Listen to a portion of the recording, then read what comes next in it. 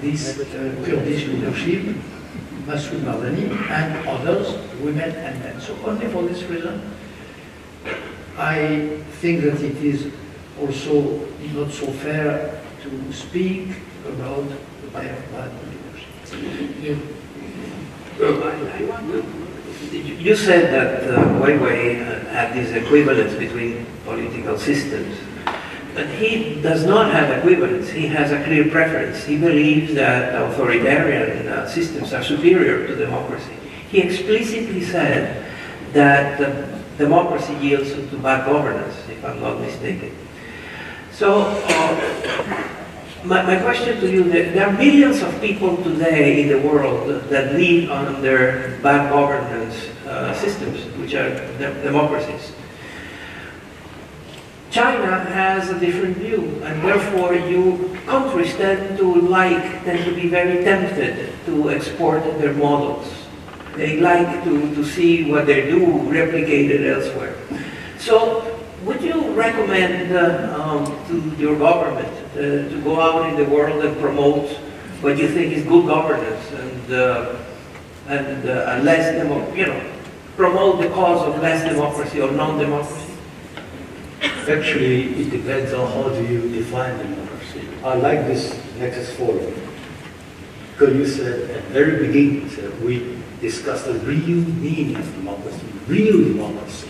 But unfortunately, so far what we see, as shown Arab Spring, about one person, one vote, a multi-party system, that's at the best procedural democracy. It's not necessarily the real democracy. Democracy is far more important than you say about education or many other important ideals. In terms of China, let me quote from everybody knows Confucius. Yeah. And he said, people are like water. Regime or leaders are like boat. Water can carry the boat, can also overturn the boat. So if you look at the China model in particular, the key message is stay in touch with your people.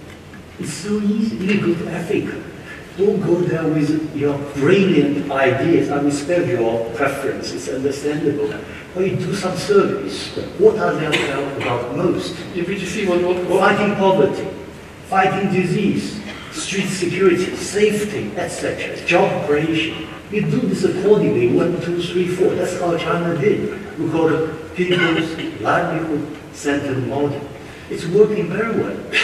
And furthermore, in terms of governance, really, governance is about serious business. I remember Plato once joked. He said, "How could you, if you are sick, you are in disease, would you trust a doctor elected by people on the square, or you prefer a trained, well-grounded professional doctor?" Of course, you prefer the second, the latter. Yeah. Basically, so the point. The point is, you have to be accepted by your own people. China is a different country. I always say China is unified. You prefer a world in an ideal situation. You would like to have a world where some of the lists of things that he said at the beginning, the right to go to a strike, the right to be, there are issues that have to do with the right to strike.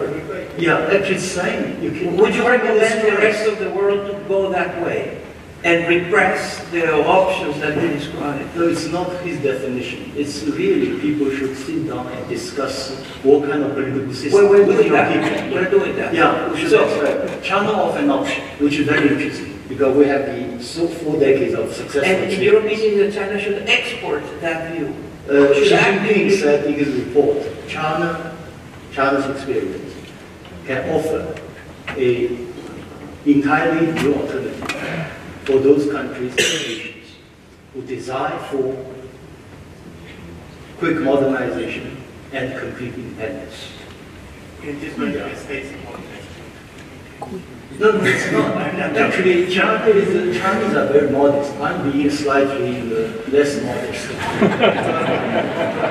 Coming from export this model, do not advocate this model. But once you are successful, you go to Africa, people talk about looking east. They've tried West model for decades, not working.